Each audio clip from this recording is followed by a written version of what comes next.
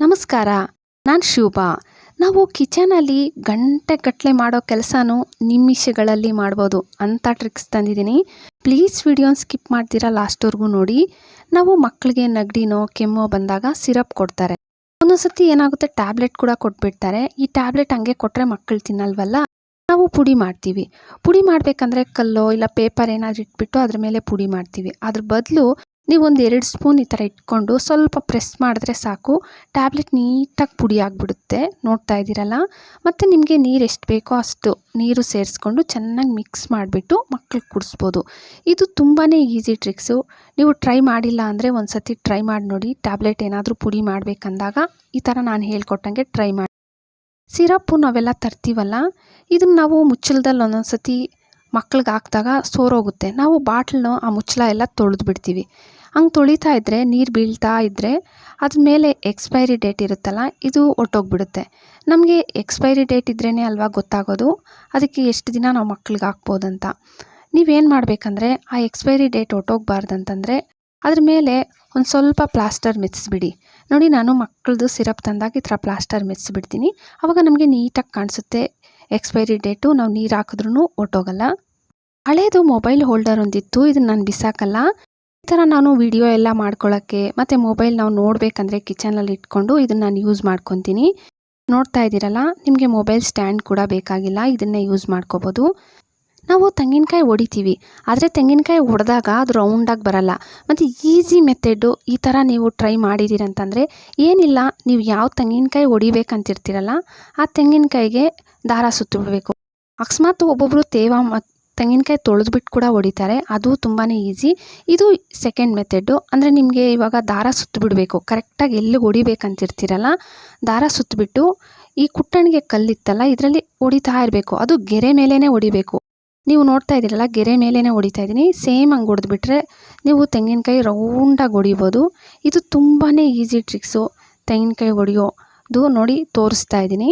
ಮತ್ತು ನಾನು ಓಪನ್ ಮಾಡಿ ನಿಮಗೆ ತೋರಿಸ್ತೀನಿ ಎಷ್ಟು ರೌಂಡಾಗಿ ನೀಟಾಗಿ ಬಂದಿದೆಯಲ್ಲ.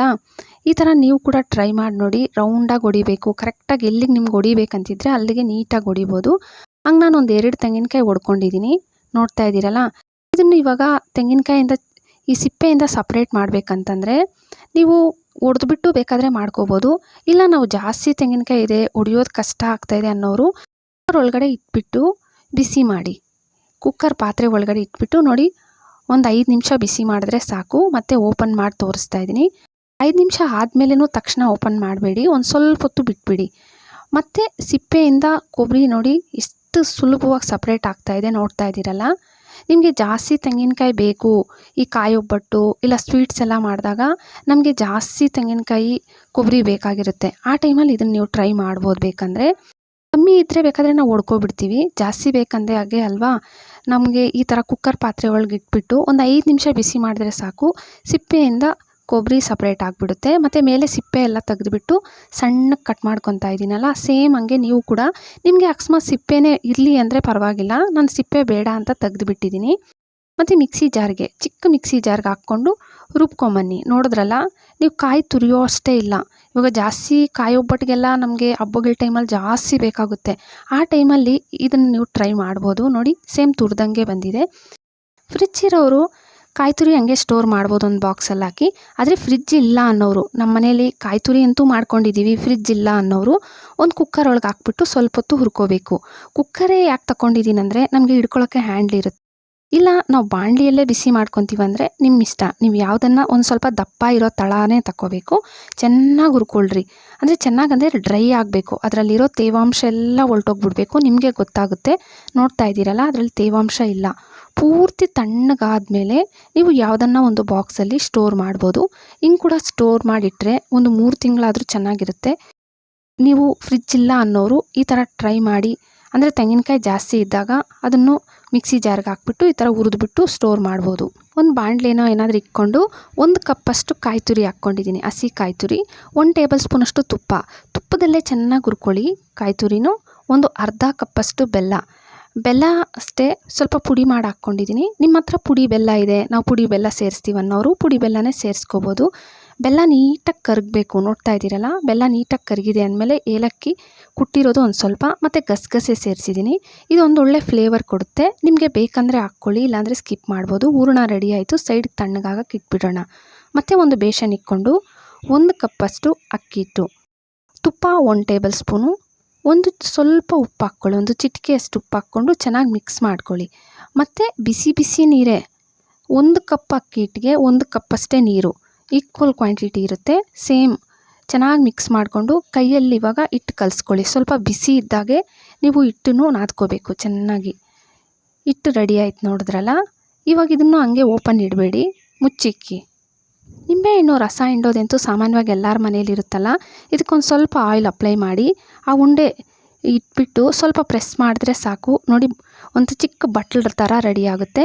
ಇದನ್ನು ಸ್ವಲ್ಪ ಕೈಯಲ್ಲಿ ಹಿಂಗೆ ಅಂದ್ಕೊಂಡು ಆ ಹೂರಣ ಅದ್ರೊಳಗಡೆ ಇಟ್ಬಿಟ್ರೆ ತುಂಬ ಚೆನ್ನಾಗಿ ರೌಂಡಾಗಿರುತ್ತೆ ಈ ಕಡುಬು. ಅಂದರೆ ಇವಾಗ ನಮಗೆ ಕಡುಬು ಮಾಡೋಕ್ಕೆ ಇದು ತುಂಬ ಈಸಿ ಮೆಥಡ್ಡು. ಕಡುಬು ಮಾಡೋದು ಸ್ವಲ್ಪ ಕಷ್ಟ ಅಂದ್ಕೊಳ್ಳೋರು ಈ ಥರ ರೌಂಡಾಗಿ ಬೇಕಾದರೆ ನೀವು ಮಾಡಿ ಇಡ್ಬೋದು. ಇದು ತುಂಬ ಚೆನ್ನಾಗಿರುತ್ತೆ. ನೋಡಿ, ಈ ಥರ ರೌಂಡಾಗಿ ಮಾಡಿ ನಾನೆಲ್ಲ ಇಟ್ಕೊಂಡಿದ್ದೀನಿ. ನೋಡ್ತಾ ಇದ್ದೀರಲ್ಲ, ರೌಂಡಾಗಿ ತುಂಬ ಚೆನ್ನಾಗಿ ಬಂದಿದೆ. ನಮಗೆ ರೌಂಡಾಗಿ ಬೇಡ, ನಾವು ಕಡುಬು ಥರನೇ ಮಾಡ್ಕೊತೀವಿ ಅನ್ನೋರಿಗೆ ಒಂದು ಈಸಿ ಟ್ರಿಕ್ಸ್ ನೋಡಿ. ಬಾಳೆ ಎಲೆ ಮೇಲೆ ರೌಂಡಾಗಿ ಇಟ್ಬಿಟ್ಟು ಅದ್ರ ಮೇಲೆ ಒಂದು ಕವರ್ ಹಾಕ್ಕೊಳ್ಳಿ. ಮತ್ತು ನಿಮ್ಮ ಮ್ಯಾಶರ್ ಇದ್ದರೆ ಮ್ಯಾಶರಲ್ಲಿ ಸ್ವಲ್ಪ ಪ್ರೆಸ್ ಮಾಡಿದ್ರೆ ಸಾಕು. ನೀವು ತಟ್ಟೋ ಅಷ್ಟೇ ಇಲ್ಲ, ರೌಂಡಾಗಿ ತುಂಬ ಚೆನ್ನಾಗಿ ಬರುತ್ತೆ. ಎಷ್ಟು ಕಡುಬು ಬೇಕಾದರೂ ನೀವು ಮಾಡ್ಕೋಬೋದು ಈ ಟ್ರಿಕ್ಸಿಂದ. ಮತ್ತು ಹೂರಣ ಒಂದು ಸ್ವಲ್ಪ ಇಟ್ಬಿಟ್ಟು ನೀವು ಬಾಳೆ ಎಲೆನ ಮಡ್ಚ್ಕೋಬೇಕು. ಕೈಯಲ್ಲಿ ಒತ್ತಕ್ಕೆ ಹೋಗಬೇಡಿ, ಬಾಳೆ ಎಲೆಯಲ್ಲೇ ಮಾಡಿ ನೈಸಾಗಿ ತುಂಬ ಚೆನ್ನಾಗಿ ಬರುತ್ತೆ. ಸೈಡ್ಸ್ ಮಾತ್ರ ಪ್ರೆಸ್ ಮಾಡ್ಕೋಬೇಕು. ನೋಡ್ತಾ ಇದ್ದೀರಲ್ಲ, ಕಡುಬು ಇಷ್ಟು ಚೆನ್ನಾಗಿ ಬಂದಿದೆ. ಇದಕ್ಕೆ ಮತ್ತೆ ಸ್ಟೀಮ್ ಕೊಡಿ. ಸ್ಟೀಮ್ ಕೊಡೋಕ್ಕೆ ಇಡ್ಲಿ ಪಾತ್ರೆ ಇದ್ದರೆ ಇಡ್ಲಿ ಪಾತ್ರೆಯಲ್ಲೇ ಕೊಡ್ಬೋದು. ಇಲ್ಲ ಅಂದರೆ ಬಾಣಲಿಯಲ್ಲಿ ಸ್ವಲ್ಪ ನೀರು ಹಾಕಿ, ನೀರು ಬಿಸಿ ಆದಮೇಲೆ ಒಂದು ಸ್ಟ್ಯಾಂಡ್ ಹಾಕಿದ್ದೀನಿ.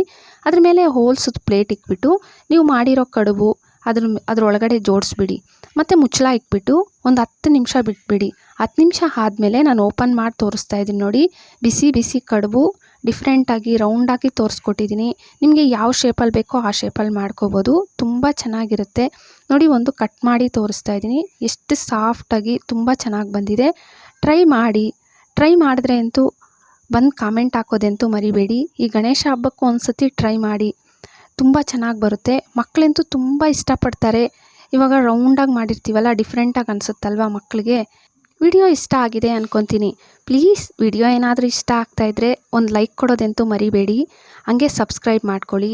ನಿಮ್ಮ ಫ್ಯಾಮ್ಲಿ ಫ್ರೆಂಡ್ಸ್ಗೆ ಶೇರ್ ಮಾಡೋದಂತೂ ಮರಿಲೇಬೇಡಿ. Thank you friends.